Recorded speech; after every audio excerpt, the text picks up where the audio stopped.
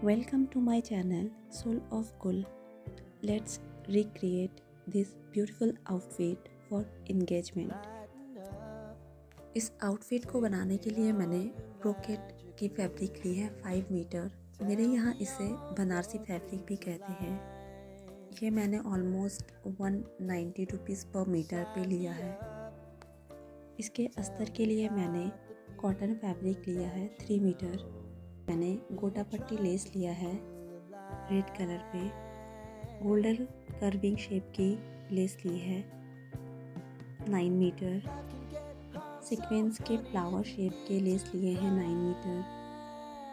Conical shape के sequence है इस पे वर्क, ये भी लिया है 9 मीटर। सीक्वेंस वर्क किया हुआ लेस लिया है, ये 7 मीटर है और इसका विड्थ है 2.5 इंच।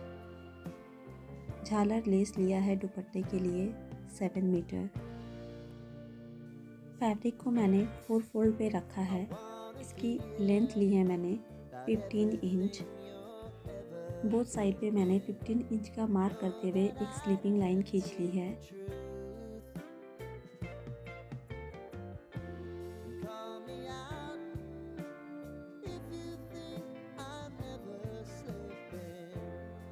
शोल्डर है 7 inch.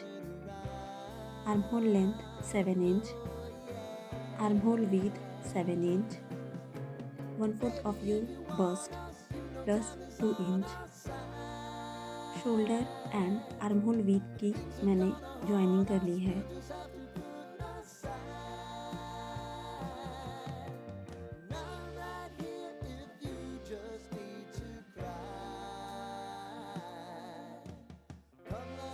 One fourth of your waist plus 3 inch.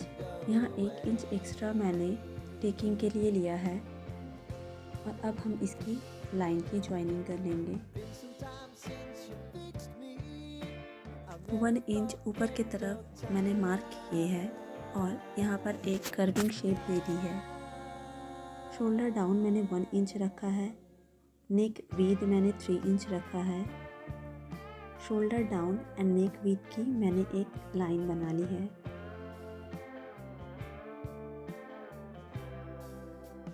Waste divide 12। आपका जितना भी आता है वो आपका टेकिंग का विड्थ होगा। 3 इंच या 4 इंच आप ऊपर की तरफ मार्क कर सकते हैं। Both side half inch mark करते हुए यहाँ मैंने स्लैंटिंग लाइन खींच ली है। इसके बाद मैंने इसकी कटिंग कर ली है। मेरा जो ये डिज़ाइन है फैब्रिक का, ये इसका मुंह ऊपर की तरफ जा रहा था तो इसलिए मैंने इसकी डबल फोल्ड करके रखी है। मतलब मेरा ये 4 फोल्ड नहीं है, डबल फोल्ड है। पहले मैं एक फोल्ड का कटिंग करूँगी, फिर मैं एक फोल्ड का कटिंग करूँगी। इससे क्या होता है कि मेरा back and front both side ही ऊपर की तरफ ही जाएगा। इसकी डिज़ाइन मैंने इसके ऊपर अस्तर फैब्रिक रख दी है। अब मैं यहाँ पे नेक विड्थ का मेजर करूँगी। मेरा यहाँ पर नेक विड्थ है 3 इंच। नेक लेंथ है मेरा 4.5 इंच। मेरा फ्रंट नेक स्मॉल होगा और मैंने यहाँ पर एक कर्विंग शेप देकर इसकी गोलाई बना ली है। ये मेरा फ्रंट पार्ट है और मैं इसकी कटिंग कर लूँगी। अब मैं बैक पार्ट की कटिंग करूँगी। वैसे ही मैंने डबल फोल्ड फैब्रिक के ऊपर अपना अस्तर रखा है और अस्तर रखते हुए नेक विड्थ है 3 इंच। यहाँ पर मेरा नेक होगा, बैक नेक है 6.5 इंच। यहाँ पर मैंने इसकी 3 इंच विड्थ रखते हुए इसकी कर्विंग शेप बना ली है और अब मैं इसकी कटिंग कर लूँगी। अब हम स्लीव्स की कटिंग करेंगे। मेरी स्लीव्स लेंथ है 22 inch, ready length 20 inch. 1/4 of your bust go down with 3 inch और यहाँ पर मैंने एक कर्विंग शेप बनाते हुए इसकी मैचिंग कर ली है। मेरा स्लीव विड्थ रहेगा 6 इंच, ऐड 2 इंच और यहाँ पर मैंने अपनी एक स्लैंटिंग लाइन बना ली है। अब मैं इसकी कटिंग कर लूँगी।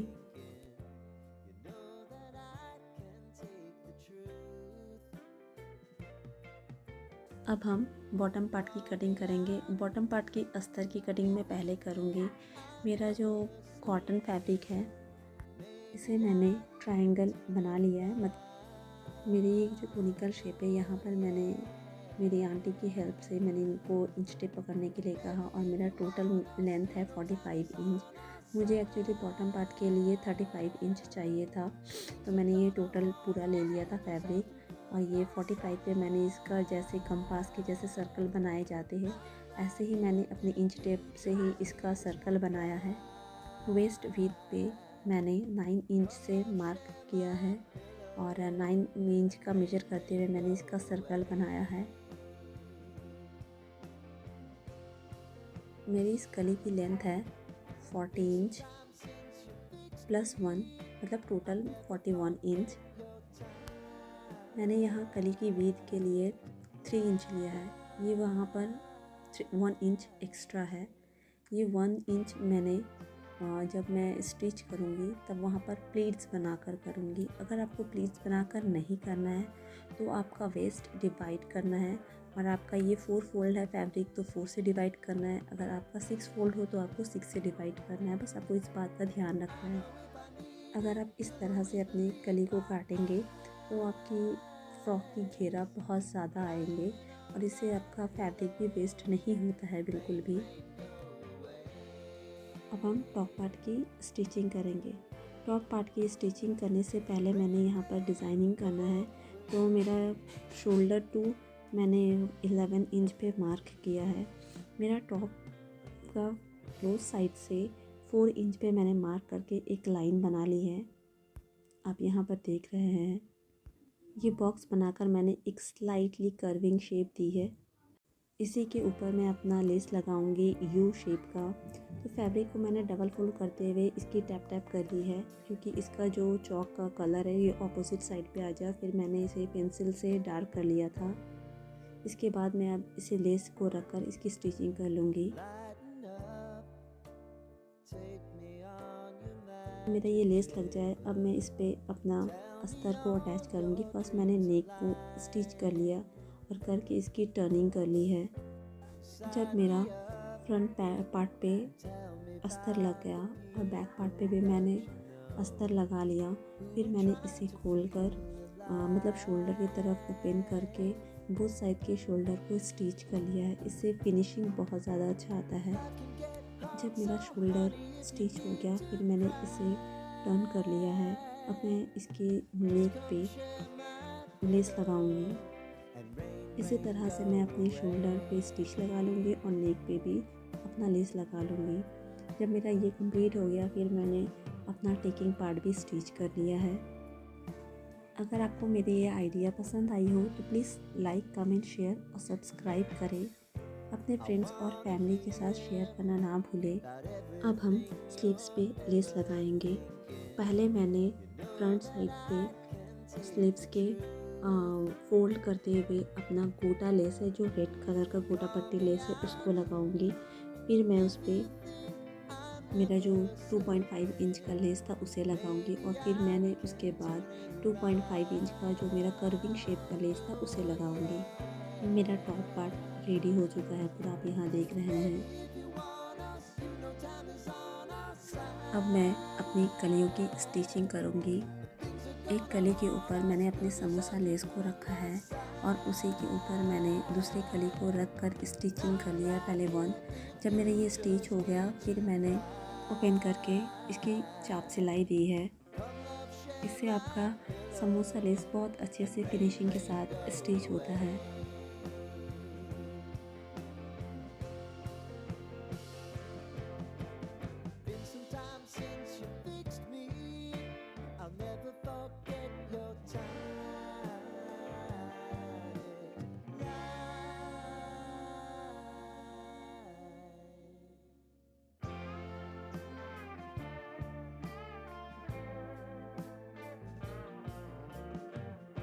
इसी तरह से मैंने अपनी सारी कलियों की स्टिच कर ली है। अब मैंने यहाँ पर अपनी कलियों की घेरा पे पट्टी लगाना है और ये फ्रॉक के हर किसी के लिए सबसे टफ पार्ट होता है कि इसका पट्टी प्रॉपरली लगाना। मैंने यहाँ पर 1.5 मीटर पेस्टिंग पेपर का यूज़ किया है और इसे मैंने अलग से कट कर ली है। जब ये कट कर लिया फिर इसे डबल फोल्ड करके इसकी कोनिकल शेप बनाई है। जब मेरा ये कोनिकल शेप हुआ फिर मैंने फ्रॉक को डबल फोल्ड करते हुए इसके ऊपर पे रखा और इसके बॉटम पार्ट से इसकी राउंड शेप बना ली है इसको रखते हुए। जब ये राउंड शेप हो गया फिर मैंने इसे हटा लिया है और इसके ऊपर 6 इंच का मार्क करते हुए राउंड राउंड मैंने भी इस पर मार्क कर ली है।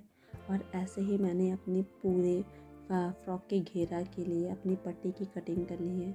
ऐसे ही कटिंग करने से आपका घेरा प्रॉपरली एंड राउंडेड होता है। ये आजकल ट्रेंड पे है इस design and it's look really so pretty. ये बहुत ज़्यादा क्लासी लुक देता है। मुझे ये आउटफिट बहुत ज़्यादा पसंद आया है और सिर्फ मुझे ही नहीं बाकी सबको भी ये आउटफिट बहुत ज़्यादा पसंद आया है।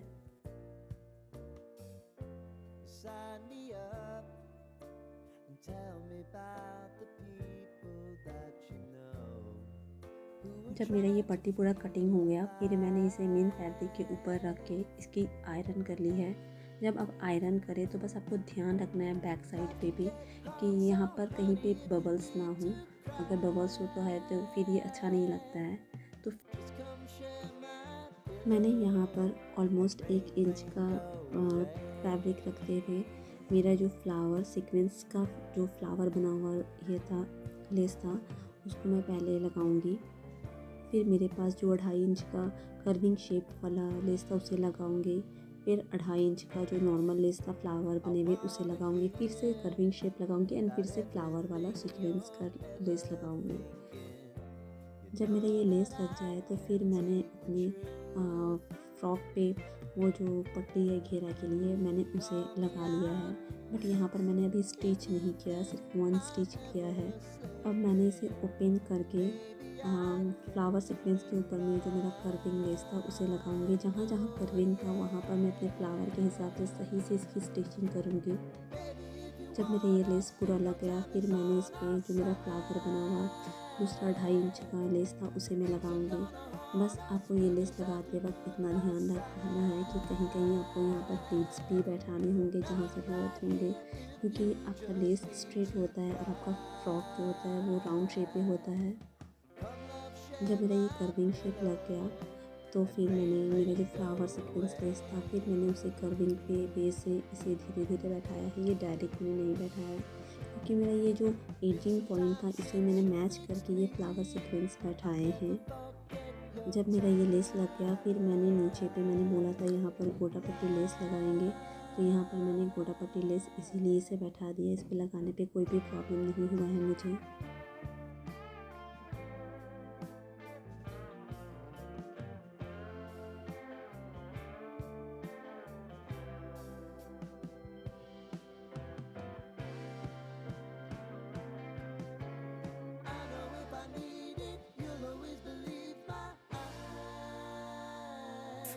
मैंने इसकी स्टिचिंग कर ली है एंड इट्स लुक सो वाव।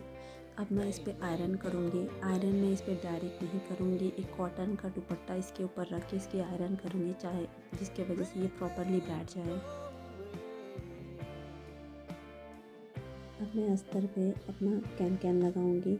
मैंने यहाँ पर 3 मीटर कैन का यूज़ किया है और 12 इंच इसकी विड्थ रखते हुए इसकी कटिंग कर ली है। कैन को मैंने 12 इंच पे रख कर मेरे अस्तर पे इसकी प्लीट्स बैठा कर इसकी स्टिचिंग की है। प्लीट्स मैंने डबल प्लीट्स दिए हैं कि जैसे पहले एक नॉर्मल प्लीट्स दिया मैंने, फिर उसके उसी प्लीट्स को मैंने फोल्ड करके इसकी स्टिचिंग की है। इसे डबल प्लीट्स कहते हैं। कटोरी शेप का स्मॉल सा सीक्वेंस है गोल्डन कलर पे, तो मैंने ये पूरे फ्रॉक पे लगा दिए इंक्लूडिंग मेरे टॉप पार्ट पे भी and it look so beautiful.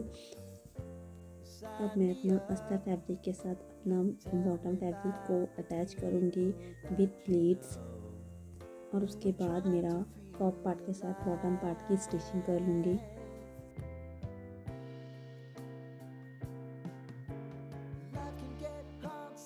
This is the final look of this dress. I hope कि आपको मेरी ये ड्रेस पसंद आई होगी। अगर पसंद आई हो तो प्लीज़ लाइक कमेंट शेयर और सब्सक्राइब करें। फिर से मिलते हैं एक नए वीडियो के साथ। तब तक के लिए अल्लाह हाफिज़।